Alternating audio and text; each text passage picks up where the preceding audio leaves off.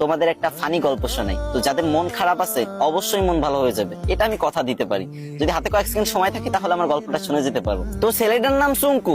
তার সমস্যা একটাই, সে ইংরেজিতে কথা কইবারই পারে না। কিন্তু ম্যাডাম তো রেগে মেগে পুরো আগুন। সুঙ্কু, তুমি যদি কালকে ইংরেজিতে কথা বলা না শিখতে পারো, না শিখে আসো, তাহলে কিন্তু তোমার খবর আছে। তো সুঙ্কু তো ম্যাডামের এই কথা শুনে ভয়ে ভয়ে বাড়িতে গেল।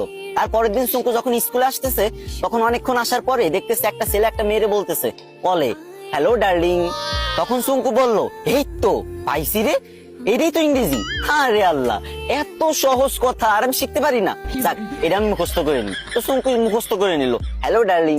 চুঙ্কু ভাবলো রাস্তাঘাটে মনে হয় মানুষ ইংরেজি বলে সবাই, তো এবার থেকে যার ইংরেজি শুনবে সেটাই মুখস্থ করে নেবে। তো চুঙ্কু আর একটু দূর আগে যাওয়ার পরে পার্কের ধারে একটা মেয়ে একটা ছেলের বলতেছে, সেটা ননসেন্স। তো চুঙ্কু বলবো, এই তো আর একটা ইংরেজি পাইছি, সেটা ননসেন্স। এটা শিখে নিল। চুঙ্কু তো মহা খুশি, ভাবতেছে মনে মনে, কি রে, আমি দুইটা ইংরেজি শিখে গেছি, আজকে তো ম্যাডাম আমার কিছু কইতে পারবে না। আর একটু আগে যাওয়ার পরে বাস থেকে লোক নামবে, ঠিক আছে, তো সুপারভাইজার বলতেছে লেডিস ফার্স্ট, লেডিস ফার্স্ট।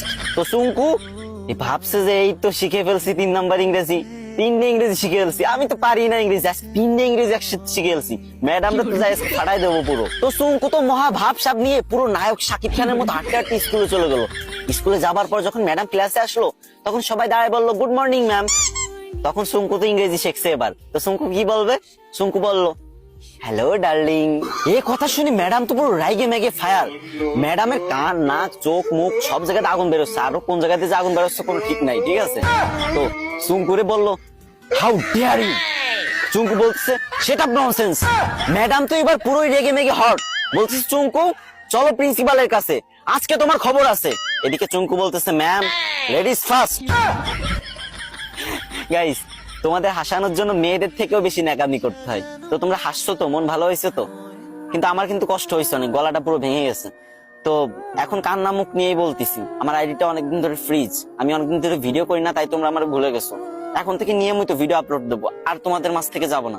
বিশ্বাস করো, প্রত্যেকদিন আমি ভিডিও দেবো, 3, 4, 5, 6টা করে ভিডিও দেবো প্রত্যেকদিন। তো প্লিজ তোমাদের কাছে একটা দাবি, ছোট ভাই হিসেবে এই ভিডিওতে একটা শেয়ার করে দিবা ভিডিওটা। না মানে তোমাদের হাসালাম, এখন কান্না মুখ নিয়ে বলতেছি, যদি একটা শেয়ার করে দাও অনেক খুশি হবো ভাই। শেয়ার করে একটা কমেন্ট করো যে আমি শেয়ার করছি, আমি দেখতে চাই যে কারা আমার ভালোবাসে।